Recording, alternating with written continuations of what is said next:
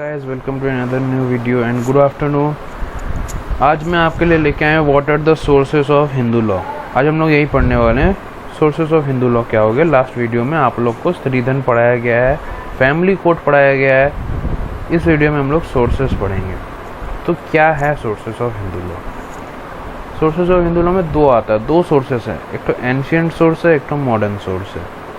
हम लोग आज की इस वीडियो में एंशिएंट सोर्स के बारे में, क्या उसके अंदर क्या क्या आता है वो सब हम लोग जानेंगे। मॉडर्न सोर्सेस के अंदर क्या क्या आता है हम लोग वो सब जानेंगे। और नेक्स्ट वीडियो में एंशिएंट सोर्स पूरा डिटेल में मैं आपको बताऊंगा। उसके नेक्स्ट वीडियो में आपको मॉडर्न सोर्स पूरा डिटेल में बताऊंगा।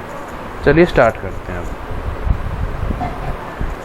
Ancient sources of Hindu law. पहला आता है श्रुति। श्रुति का मतलब होता है कि What has been heard, मतलब क्या सुना गया है, ठीक है ना। श्रुति means literally means what was heard. The Vedas thus contain the divine revelation. Veda contain करता है divine revelation को। The term Shruti stands for, जो श्रुति है चार वेदा के लिए स्टैंड करता है। ऋग्वेद, जैसे आपको पता ही होगा, ऋग्वेद, यजुर्वेद, अथर्ववेद, सामवेद, ठीक है। स्मृति, स्मृति होता है व्हाट हैज़ बीन रिमेम्बर्ड, मतलब श्रुति हो गया कि क्या सुना है। श्रुति जो है क्या सुना है, और ये स्मृति है क्या सुन के रिमेम्बर किया गया, मतलब याद रखा गया है। स्मृति का दो टाइप्स है, तो धर्मसूत्रास है, तो धर्मशास्त्रास है। तो दो अलग अलग है धर्म, दोनों में है, बस एक में सूत्रा है, एक में शास्त्र है। धर्मसूत्रास का मतलब होता है जो भी चीज़ लिखा गया है प्रोज में लिखा गया, और प्रोज में लिखा हुआ है, ठीक है, और कुछ पार्ट लिखा हुआ है वर्सेस में भी और प्रोज दोनों में। बट धर्मशास्त्र में सिर्फ वर्सेस में ही लिखा गया है,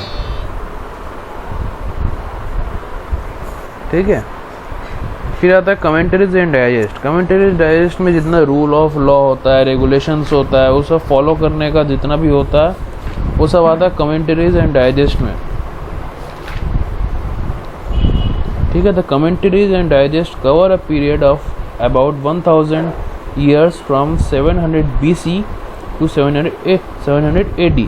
The last of the commentaries is by Nanda Pandit on the Vishnu Dharma Sutra called Vaijayanti, ठीक है। इस सब के बारे में मैं आपको डिटेल में अगले वीडियो में बताऊंगा। कस्टम आता है, कस्टमरी लॉ आता है, ठीक है ना।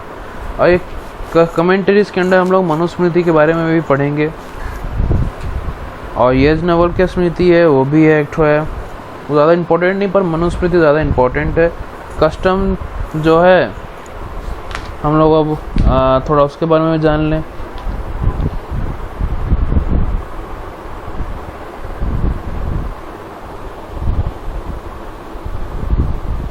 It has been seen earlier that though the Vedas and Smritis are said to contain divine revelation, मतलब कि वेदास और स्मृति जो है वो पहले कहा गया है कि वो कंटेन करता है डिवाइन रिवेलेशन। इन रियलिटी, पर असल में दे इनकॉर्पोरेटेड मोस्टली द स्मृति का। स्मृति का मैंने आपको स्त्रीधन के डिफिनेशन के अकॉर्ड उसका डिफिनेशन के बारे में आपको बताया था स्त्रीधन वाले वीडियो में, आप देख सकते हो, जो आज 8 बजे भी, जो कल मैंने आपको लास्ट वीडियो में डाला था, ठीक है। फिर हम लोग आते हैं इसका मॉडर्न सोर्स। मॉडर्न सोर्स में क्या क्या, equity, justice and good conscience, president, legislation. तो ये सब होते क्या है हम लोग ये जानेंगे,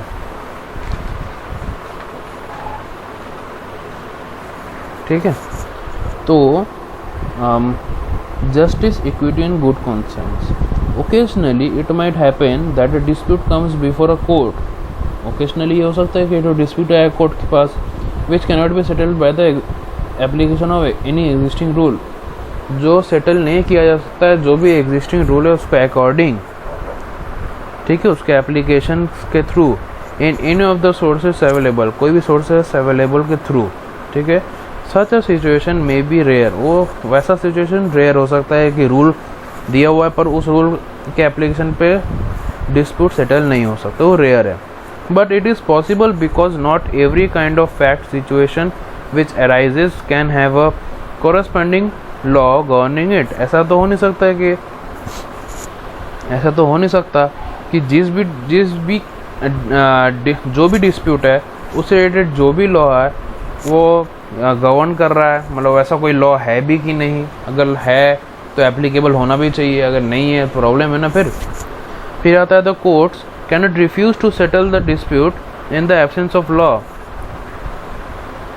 अगर वहाँ लॉ नहीं रहेगा तो courts can not refuse to settle the dispute and they are under the obligation to decide such a case also.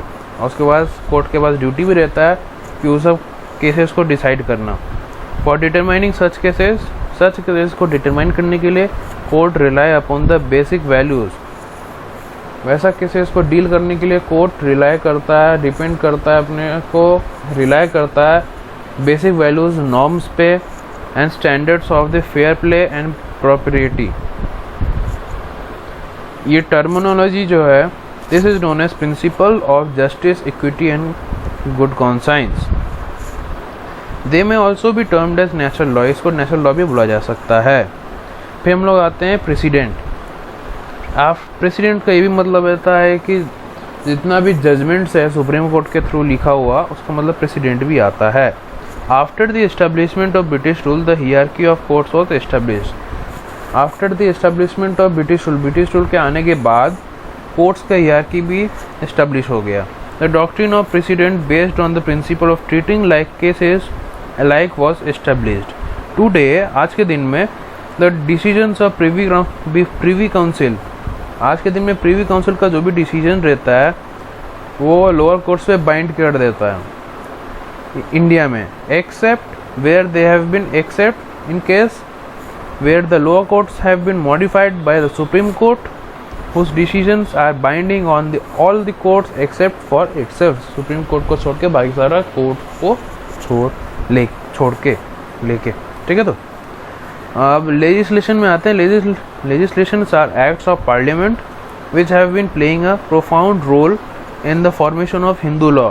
After India achieved independence, जब इंडिया इंडिपेंडेंस अचीव कर गया, some important aspect of Hindu law have been codified. Few examples of important statutes, कुछ examples है जैसे कि Hindu marriage act 1955 जो मैंने आपको पढ़ाया है, Hindu adoption and maintenance act 1956 ये भी मैंने आपको पढ़ाया है, द हिंदू सक्सेशन एक्ट 1956 जो मैं आपको पढ़ाऊँगा, the Hindu minority and guardianship act etcetera.